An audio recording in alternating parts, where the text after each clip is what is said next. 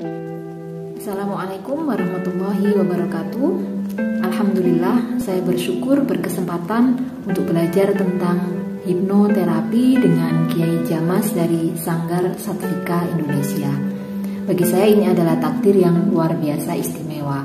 Kenapa istimewa? Karena salah satunya kita diajarkan untuk menasehati dan membenahi diri kita sendiri terlebih dahulu sebelum kita bisa menasehati ataupun membenahi diri orang lain. Mau tahu keistimewaan lainnya? Ayo bergabung dengan kelas online hipnoterapi bersama dengan Satvika Hipno Academy Indonesia. Terima kasih, saya Zulfa dari Surabaya. Assalamualaikum warahmatullahi wabarakatuh.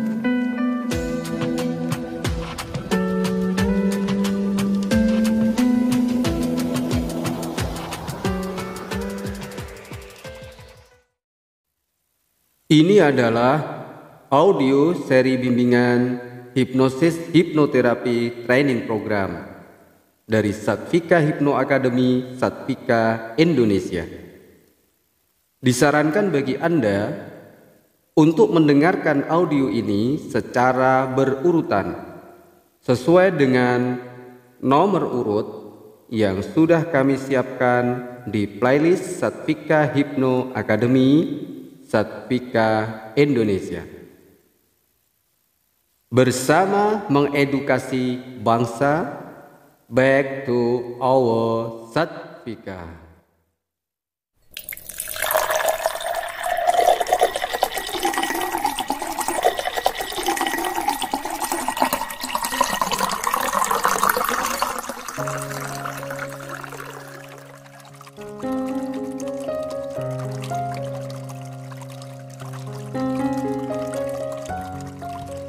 Assalamualaikum warahmatullahi wabarakatuh. Sahabat Satvika, semoga Anda berbahagia, sehat, sejahtera, hidup berkelimpahan. Amin. Bertemu lagi dengan saya Catur Awe dari tim profesional hipnoterapis Satvika Hipno Academy Satvika Indonesia Pusat. Oke, pada audio ini saya berbagi wawasan dan pengetahuan tentang jenis sakit yang umum dijumpai karena gangguan emosi yang tidak stabil. Sahabat Satvika, di audio yang lalu sudah dibahas masalah kesehatan mental emosional. Baik, akan kami sedikit terangkan lagi. Emosi yang ditahan mengakibatkan gangguan kesehatan. Emosi yang dilepaskan tanpa pemahaman mengakibatkan terganggunya interaksi sosial. Kesehatan mental yang baik adalah kondisi ketika batin kita berada dalam keadaan tentram dan tenang, sehingga memungkinkan kita untuk menikmati kehidupan sehari-hari dan menghargai orang lain di sekitar kita. Seseorang yang bermental sehat tanpa menggunakan kemampuan atau potensi dirinya secara maksimal dalam menghadapi tantangan hidup serta menjalin hubungan positif dengan orang lain. Sebaliknya, orang yang kesehatan mentalnya terganggu akan mengalami gangguan suasana hati, kemampuan berpikir, serta kondisi emosi yang pada akhirnya bisa mengarah pada perilaku buruk. Di sini saya singgung secara garis besarnya saja yang beberapa jenis penyakit kesehatan mental yang berhubungan dengan itu, yaitu stres, gangguan kecemasan, kesemutan, depresi.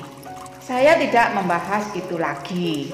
Di sini saya berbagi informasi tentang jenis sakit yang umum dijumpai karena gangguan emosi yang tidak stabil. Sahabat Satvika di mana saja berada, banyak ahli sepakat bahwa rasa sakit di bagian tubuh tertentu sebenarnya lebih banyak disebabkan karena gangguan emosional kita sendiri.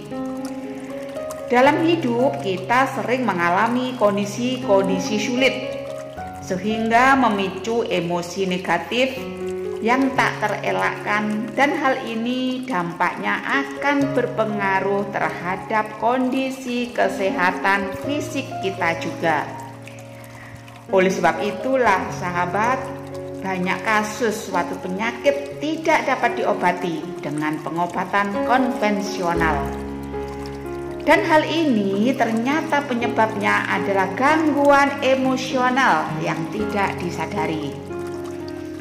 Oke, di sini ada beberapa jenis sakit yang disebabkan karena gangguan emosional tertentu yang penting untuk Anda ketahui.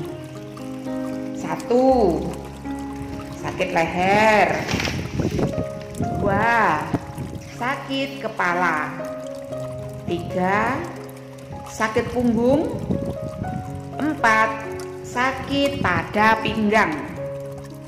5. Sakit pada bahu. 6. Nyeri pada siku. 7. Sakit pada pinggul. Yang ke-8, sakit lutut. Dan yang ke-9, sakit pada tangan. Itu diantaranya jenis-jenis sakit yang disebabkan karena gangguan emosional kita. Oke, akan saya singgung satu per satu. 1, yaitu sakit leher. Tahukah Anda bahwa rasa sakit atau nyeri di bagian leher ternyata bisa disebabkan oleh masalah emosional lantaran tidak mampu untuk memaafkan diri sendiri dan memaafkan orang lain.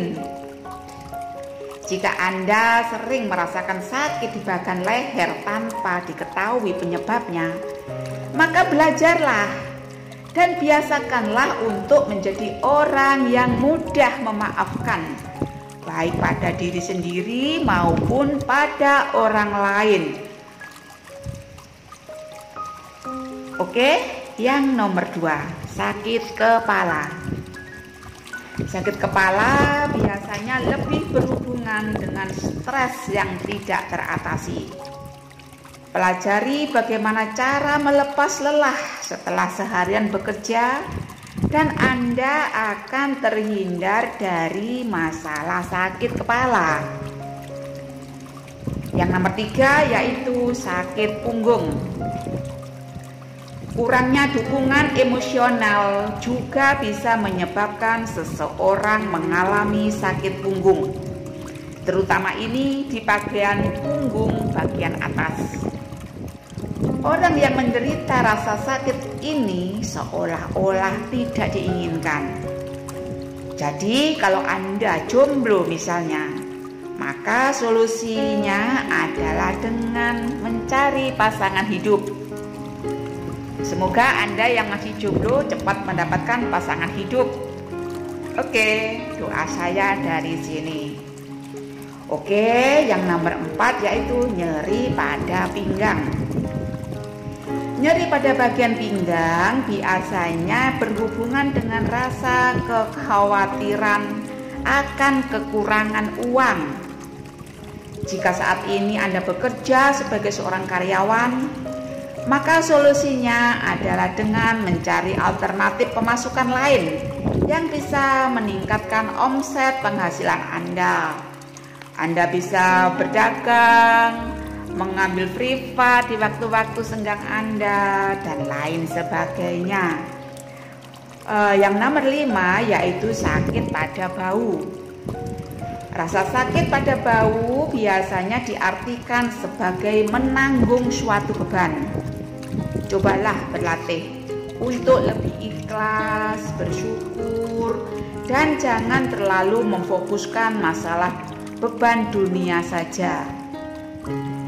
Jika ini dilakukan perlahan-lahan namun pasti, Anda akan merasakan perubahan diri yang lebih baik. Kita jangan memfokuskan masalah beban duniawi saja. Kita perlu membangun koneksi dengan Allah Subhanahu wa Ta'ala dan serahkan semua permasalahan Anda padanya dengan lebih ikhlas, bersyukur, berdoa, dan melakukan hal-hal yang terbaik. Oke, sekarang nomor 6, yaitu nyeri pada siku.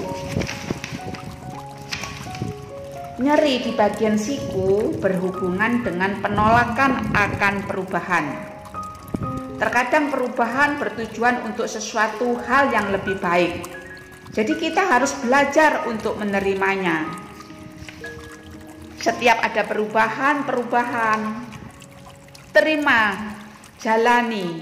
Kalau memang itu bertujuan ke arah yang lebih baik, kita harus ikhlas menerimanya dan belajar untuk melakukan yang lebih baik lagi. Nomor 7, sakit pada pinggul. Rasa sakit pada pinggul berarti Anda terlalu takut untuk bergerak dan menolak perubahan. Sahabatku, setiap ada perubahan, jangan takut. Ikutilah dengan ikhlas, belajar menuju lebih baik lagi. Jangan ditolak mentah-mentah, jalani dulu, pikirkan dulu, biar rasa sakit pada pinggul tidak Anda alami.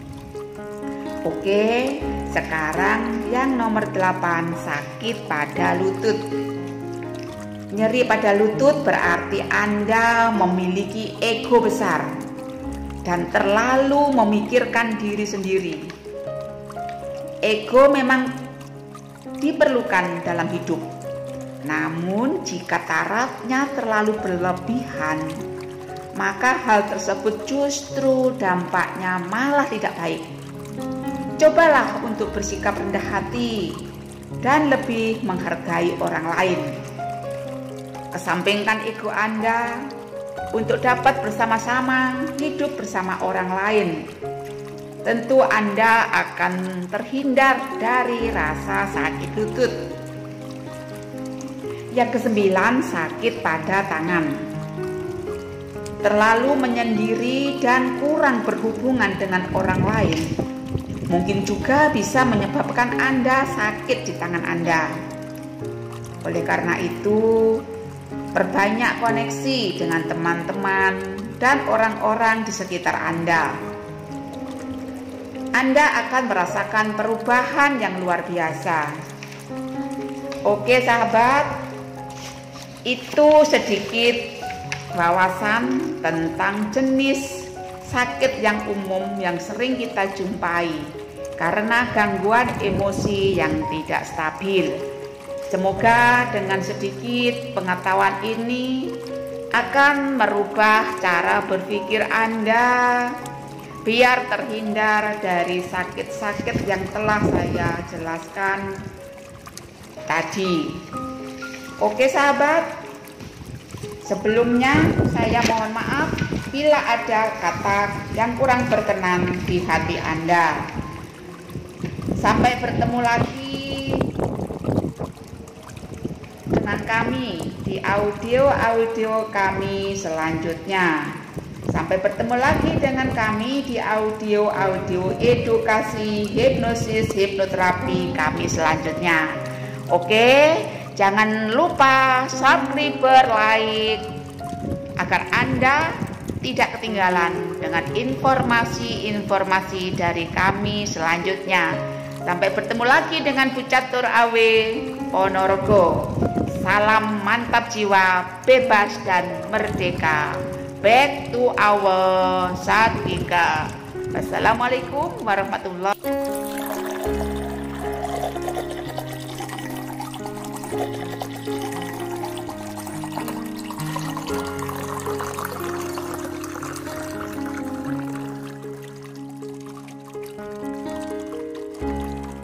Ini adalah audio seri bimbingan Hipnosis Hipnoterapi Training Program dari Satvika Hipno Academy, Satvika Indonesia.